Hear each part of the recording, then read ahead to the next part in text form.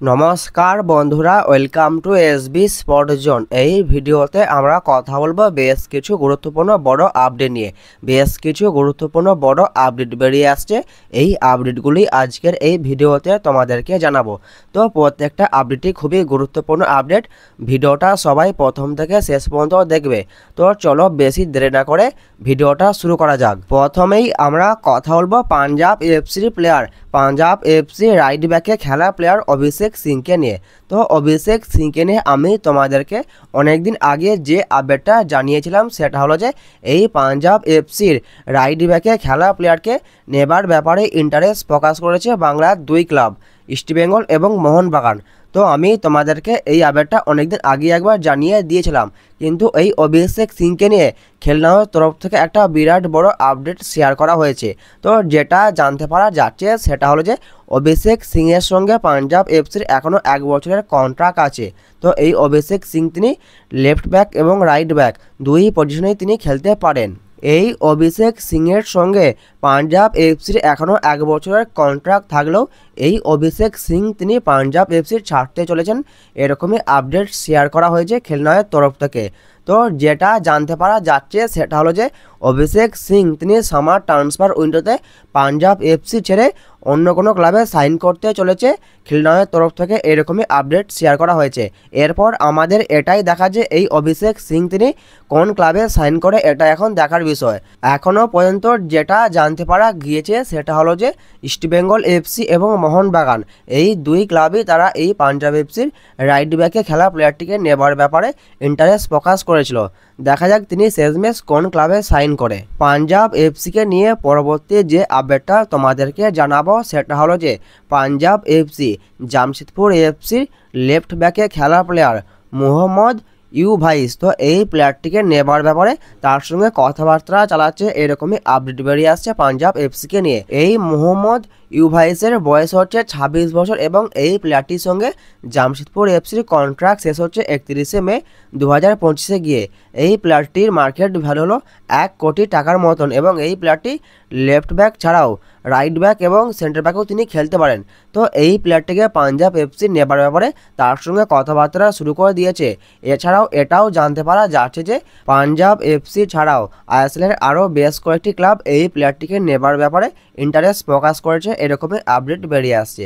এটাও জানতে পারা যাচ্ছে যে পাঞ্জাব এফসি এই প্লেয়ারটিকে মাল্টি ইয়ার ডিলে সাইন করাতে চাইছে। তো এই প্লেয়ারটিকে নিয়ে এরকমই আপডেট বেরিয়ে আসছে। তো দেখা যাক শেষমেশ এই প্লেয়ারটি কোন ক্লাবে সাইন করে, এটা এখন দেখার বিষয়। তো যতটা সম্ভব যেটা জানতে পারা যাচ্ছে তার পাঞ্জাব এফসিতেই সাইন করার সম্ভাবনা সবথেকে বেশি। দেখা যাক শেষমেশ কী হয়। এরপর আমরা কথা বলবো আমাদের ভারতীয় ফুটবলের জাতীয় দল নিয়ে।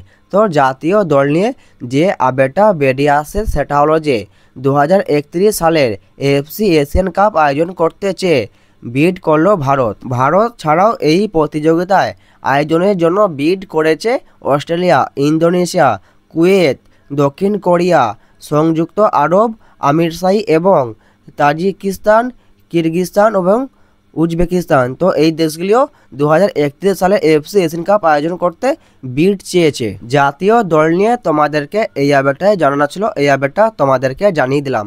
এরপর আমরা কথা বলবো ডায়মন্ড হারবার এফসিকে নিয়ে। তো আই লিগ 2-এ খেলা ডায়মন্ড হারবার এফসিকে নিয়ে তোমাদেরকে যে আপডেটটা জানাবো সেটা হলো যে ডায়মন্ড হারবার এফসি তারা আই লিগ 2 থেকে সরাসরি আই লিগে চান্স পেয়ে গেল। সামনের মরশুম থেকে ডায়মন্ড হারবার এফসি তারা আই লিগ 1-এ খেলতে চলেছে। তো ডায়মন্ড হারবার এফসির এখন বর্তমান হেড কোচ হচ্ছে মোহনবাগানের প্রাক্তন head coach Kibu Vicuna. Kibu ভিকুনার আন্ডারে ডায়মন্ড হারবার এফসি তারা এত বড় একটা সাফল্য পেল, তারা আই লিগ 2 থেকে সরাসরি আই লিগে চান্স পেয়ে গেল। তো ডায়মন্ড হারবার এফসিকে নিয়ে তোমাদেরকে এই আপডেটটাই জানানো ছিল, এই আপডেটটা তোমাদেরকে জানিয়ে দিলাম। এরপর আমরা কথা বলবো আই লিগের ক্লাব ইন্টার কাশি এফসিকে নিয়ে। তো ইন্টার কাশি এফসিকে নিয়ে তোমাদেরকে যে আপডেটটা জানাবো সেটা হলো যে ইন্টার কাশি এফসি সামনের মরশুমের জন্য তারা একজন ডিফেন্ডারের সঙ্গে কথাবার্তা চালাচ্ছে, বিদেশি ডিফেন্ডার। প্লেয়ারটির নাম হচ্ছে মারিও ফার্নান্ডেজ। তো এই প্লেয়ারটির সঙ্গে ইন্টার কাশি এফসি ম্যানেজমেন্ট তারা কথাবার্তা চালাচ্ছে। তো আমরা যদি এই মারিও ফার্নান্ডেজকে নিয়ে কথা বলি, তো এই মারিও ফার্নান্ডেজ হলো একজন 34 বছর বয়সী রুশিয়ান দেশের প্লেয়ার। প্লেয়ারটির মেন পজিশন হচ্ছে রাইট ব্যাক পজিশন। এই প্লেয়ারটি রাইট ব্যাক ছাড়াও রাইট মিডফিল্ড এবং সেন্টার ব্যাকেও তিনি খেলতে পারেন। প্লেয়ারটির মার্কেট ভ্যালু হলো 5.6 করোড়। তো মার্কেট ভ্যালুটা অনেকটাই বেশি। তো প্লেয়ারটি এখন ফ্রি প্লেয়ার আছে। তো এই প্লেয়ারটিকে নেওয়ার ব্যাপারে কথাবার্তা চালাচ্ছে ইন্টার কাশি এফসি ম্যানেজমেন্ট। এরকমই আপডেট বেরিয়ে আসছে, কারণ ইন্টার কাশি এফসি তারা সামনের মরশুমে আইএসএল খেলতে পারে। তো তারা সামনের মরশুমে আইএসএল খেলবে কি খেলবে না সেটা গতকাল গিয়েই সব কিছু জানতে পারা যাবে। তো সেই জন্যই তারা আগে থেকেই তাদের দল গঠনের কাজ শুরু করে দিয়েছে। তো ইন্টার কাশি এফসিকে নিয়ে তোমাদেরকে এই আপডেটটাই জানানো ছিল, এই আপডেটটা তোমাদেরকে জানিয়ে দিলাম। আজকের এই ভিডিওতে তোমাদেরকে এই আপডেটগুলোই জানানো ছিল, এই আপডেটগুলো তোমাদেরকে জানিয়ে দিলাম। ভিডিওটা যদি ভালো লাগে ভিডিওটা অবশ্যই একটা লাইক করে দিও। যারা আমাদের চ্যানেলে প্রথমবার আসবে চ্যানেলটা অবশ্যই সাবস্ক্রাইব করে দিও। তো দেখা হচ্ছে নতুন কোনো একটা ভিডিওতে।